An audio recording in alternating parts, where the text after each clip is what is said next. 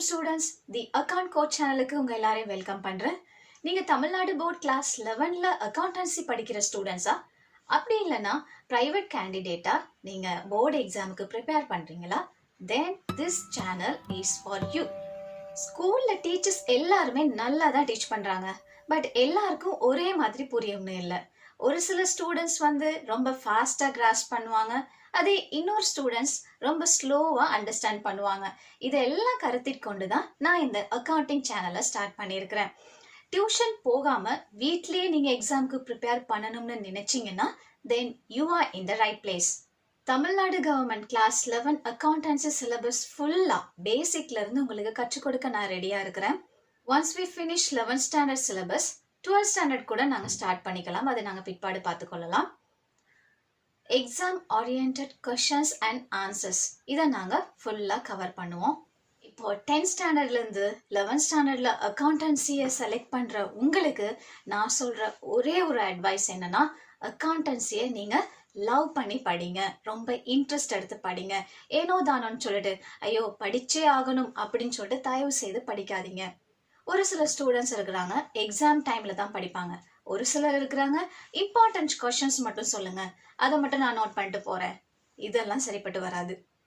இப்போ நீங்க 11th ஸ்டாண்டர்ட்ல ஃப்ரெஷ்ஷா நீங்க சீட்ல போய் உட்கார போறீங்க. ஸோ இப்போ படிக்கிற ஒவ்வொரு அக்கௌண்டிங் கான்செப்ட்ஸ் பேசிக்ஸ் எல்லாத்தையுமே நீங்க நல்லா புரிஞ்சுக்கோங்க, நல்லா அண்டர்ஸ்டாண்ட் பண்ணிக்கோங்க. அப்போ எப்படிப்பட்ட கொஷின்ஸ் வந்தா கூட உங்களுக்கு ஆன்சர் பண்ண முடியும்.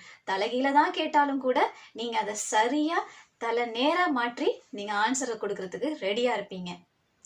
இந்த ஏட்டு சுரைக்காய் கறிக்கு உதவாதுன்னு சொல்லி ஒரு பழமொழி இருக்கும், அதை நீங்க எல்லாரும் கேள்விப்பட்டிருப்பீங்க. அந்த பழமொழிக்கு நீங்க யாருமே உதாரணமா ஆகிடக்கூடாது. இது என்னுடைய ஒரு தாழ்வான ஒரு பணிவான ஒரு அட்வைஸ். ஓகே, இப்போ 25-26 இயர்ஸ்ல அக்கௌண்டன்சி சிலபஸ்ல சேஞ்சஸ் எதுவும் வர வரைக்கும் நாங்க இப்போ 24-25ல இருக்கிற அக்கௌண்டிங் பேசிக் கான்செப்ட்ஸ், எப்போவுமே சேஞ்ச் ஆகாத பேசிக் கான்செப்ட்ஸ் இருக்கும்ல, அதுகளை நாங்கள் டீப்பாக கற்றுக்கொள்ளலாம். இப்போ நான் ரெக்கார்ட் பண்ணுறது ஃபெப்ரவரி மந்தில்.